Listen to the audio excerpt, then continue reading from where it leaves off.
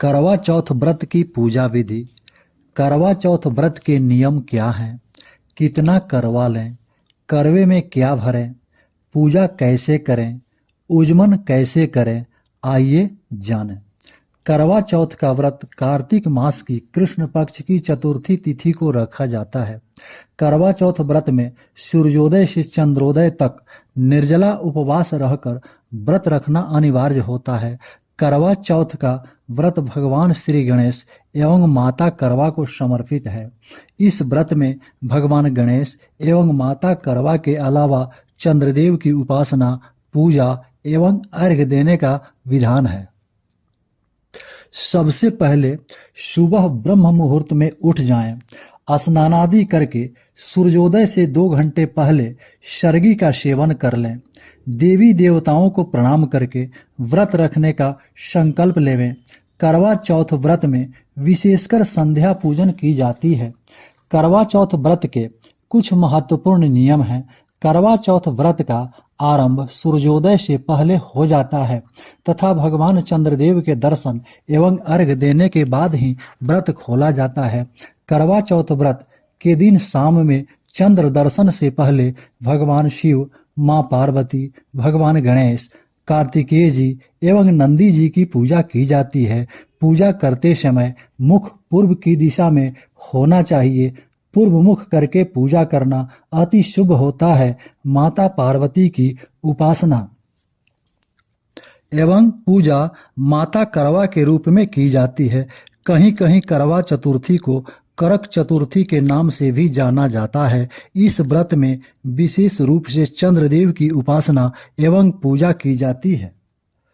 चंद्रमा भगवान को मन का कारक ग्रह माना जाता है।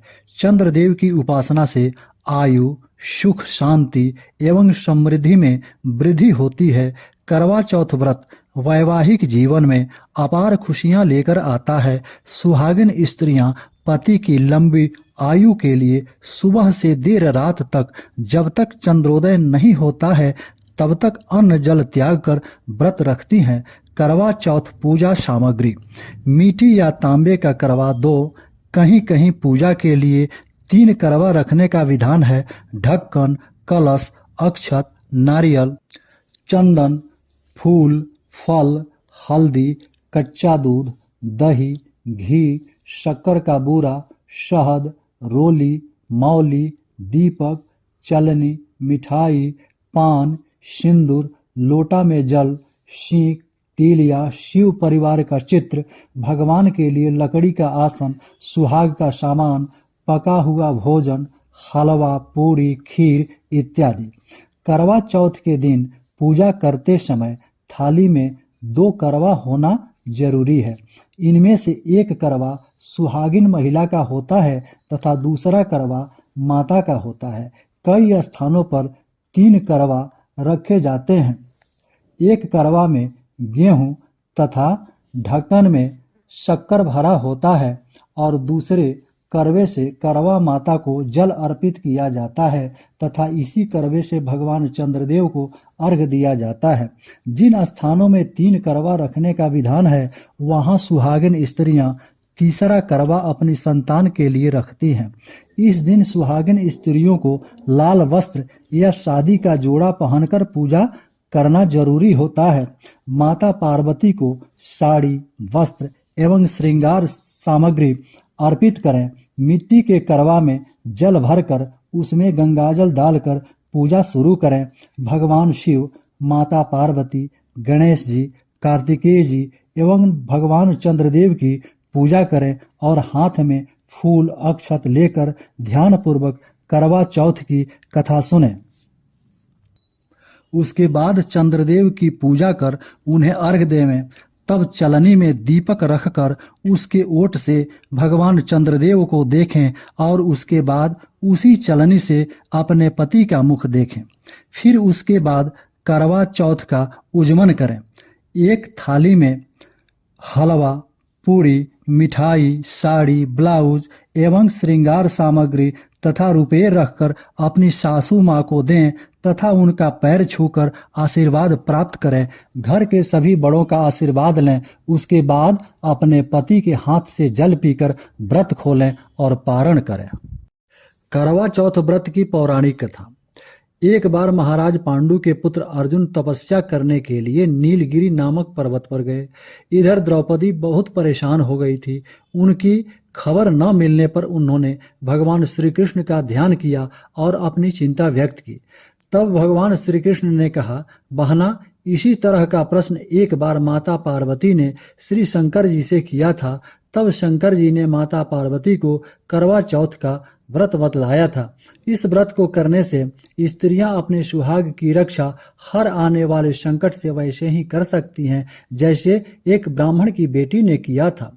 प्राचीन काल में एक ब्राह्मण था। उसके 7 लड़के एवं एक गुणवती लड़की थी। एक बार लड़की मायके में थी, तब करवा चौथ का व्रत पड़ा। उसने व्रत को विधि पूर्वक किया। पूरे दिन निर्जला रही, कुछ खाया पिया नहीं। पर उसके 7 भाई परेशान थे कि बहन को प्यास लगी होगी, भूख लगी होगी, पर बहन चंद्रोदय के बाद ही जल ग्रहण करेगी। भाइयों से रहा नहीं गया। उन्होंने शाम होते ही बहन को बनावटी चंद्रोदय दिखा दिया। एक भाई पीपल की पेड़ पर छलनी लेकर चढ़ गया और दीपक जलाकर छलनी से रोशनी उत्पन्न कर दी। तभी दूसरे भाई ने नीचे से बहन को आवाज दी, देखो बहन, चंद्रमा निकल आया है, पूजन कर भोजन ग्रहण करो। बहन ने भोजन ग्रहण कर लिया। भोजन ग्रहण करते ही उसके पति की मृत्यु हो गई। अब वह दुखी हो विलाप करने लगी। तभी वहां से रानी इंद्राणी निकल रही थी। उनसे उसका दुख न देखा गया। ब्राह्मण कन्या ने उनके पैर पकड़ लिए और अपने दुख का कारण पूछा। तब इंद्राणी ने बताया, तूने बिना चंद्र दर्शन किए करवा चौथ का व्रत तोड़ दिया, इसलिए यह कष्ट मिला है। अब तू वर्ष भर चौथ की व्रत नियम पूर्वक करना तो तेरा पति जीवित हो जाएगा। उसने इंद्राणी के कहे अनुसार चौथ का व्रत किया तो पुनः सौभाग्यवती हो गई। इसलिए प्रत्येक स्त्री को अपने पति की दीर्घायु के लिए यह व्रत करना चाहिए। द्रौपदी ने यह व्रत किया और अर्जुन सकुशल मनोवांछित फल प्राप्त करके वापस लौट आए। तभी से अपने अखंड सुहाग के लिए सौभाग्यवती महिलाएं करवा चौथ का व्रत करती हैं। बहुत समय पहले की बात है। एक साहूकार था। उसके 7 बेटे और एक बेटी करवा थी। सभी का विवाह हो चुका था। 7 भाई अपनी बहन को बहुत प्यार करते थे। कार्तिक का महीना था। बहन अपने मायके आई हुई थी।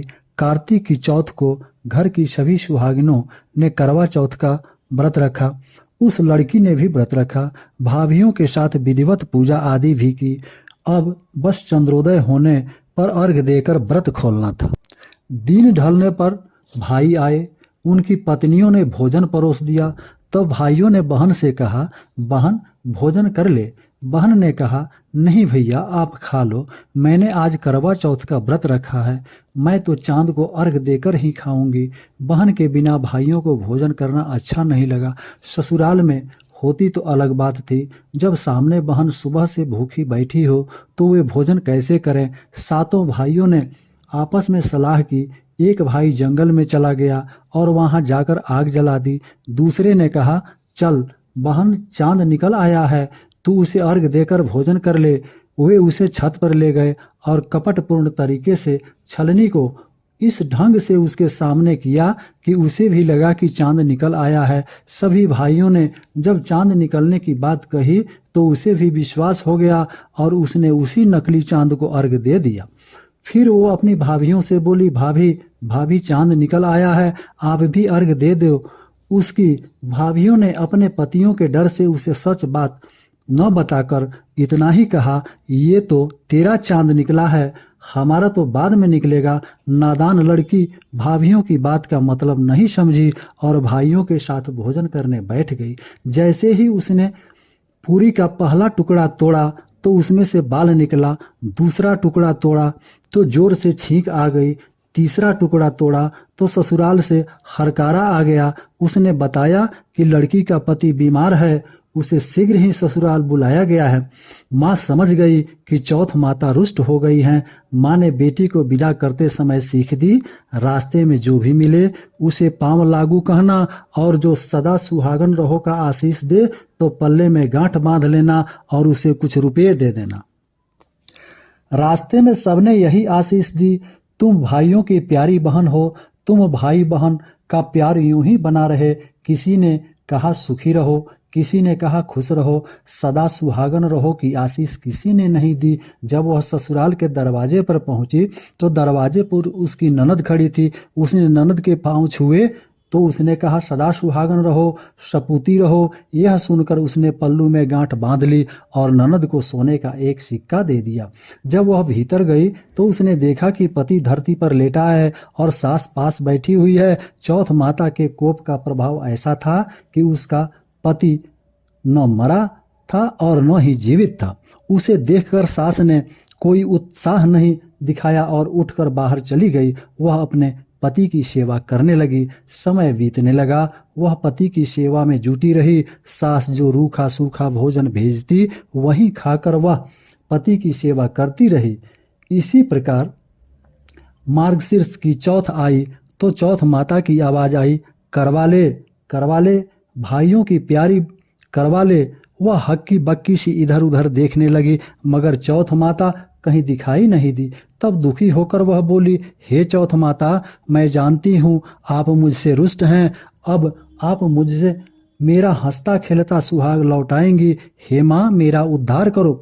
ये सुनकर चौथ माता बोली, पौष की चौथ माता आएंगी तो उनसे ये सब कहना, वो मुझसे बड़ी हैं, वही कुछ करेंगी। इसी प्रकार पौष की चौथ माता आई, माघ की चौथ माता आई, फाल्गुन की चौथ माता आई, बैसाख, ज्येष्ठ, आषाढ़, श्रावण, भादो सभी चौथ माताएं आईं और सभी यह कहकर चली गईं कि अपनी व्यथा आगे आने वाली माता से कहना। इसी प्रकार आश्विन की चौथ माता आई तो उन्होंने बताया कि कार्तिक की चौथ माता तुमसे रुष्ट हैं, तुमने उनके व्रत को खंडित किया था, उन्हें मनाओ, वही तुम्हारा सुहाग वापस लौटाएंगी। वह आए तो उनके पांव पकड़कर बैठ जाना और तब तक नहीं छोड़ना जब तक वह तुम्हें सदा सुहागन होने का आशीर्वाद न दे दें। यह कहकर वह चली गई। जब कार्तिक की चौथ माता आई तो वह बड़े गुस्से से बोली, करवा ले भाइयों की प्यारी बहना, करवा ले, दिन में चांद उगाने वाली करवा ले, व्रत खंडित करने वाली करवा ले, भूखी करवा ले। वह समझ गई कि चौथ माता बहुत गुस्से में है। उसने भागकर चौथ माता के पांव पकड़ लिए और गिड़गिड़ा कर बोली, हे माँ, मुझे माफ कर दो, भाइयों के प्यार में मैं व्रत का महत्व समझ नहीं पाई। हे माँ, मैं तुम्हारी बच्ची हूँ, मुझे क्षमा कर दो, जीवन में अब ऐसी भूल कभी नहीं करूँगी। चौथ माता बोली, अरे पापिन, छोड़ मेरा पाँव। नहीं माँ, या तो क्षमा करो या मेरे प्राण ले लो। मेरे पति न जिंदा में हैं और न मरे में हैं, मेरी भूल का दंड उन्हें क्यों दे रही हो माता? या तो मुझे मेरा सुहाग लौटा दो या मेरे प्राण ले लो, मैं तुम्हारे पांव नहीं छोड़ूंगी। यह कहकर वह विलख विलख कर रोने लगी। चौथ माता को उस पर दया आ गई। उसके आंसुओं ने चौथ माता के क्रोध को शांत कर दिया। तो माता बोली, चल चल, अब छोड़ मेरे पैर, क्षमा किया मैंने तुझे, याद रहे जीवन में अब कभी ऐसी भूल मत करना, सदा सुहागन रहो, सपूती रहो। कहकर चौथ माता ने आंख से काजल, नाखून से मेहंदी और टीके से रोली लेकर छोटी उंगली से उसके पति पर छींटा दिया। करवा का पति तुरंत श्री गणेश कहता हुआ उठकर बैठ गया। इस प्रकार चौथ माता की कृपा से करवा को अपना सुहाग वापस मिल गया। हे श्री गणेश, हे माँ गौरी, जिस प्रकार करवा को चिर सुहागन का वरदान आपसे मिला है वैसा ही हम सब सुहागिनों को मिले। जय भगवान श्री गणेश की, जय माँ गौरी की, जय चौथ माता की।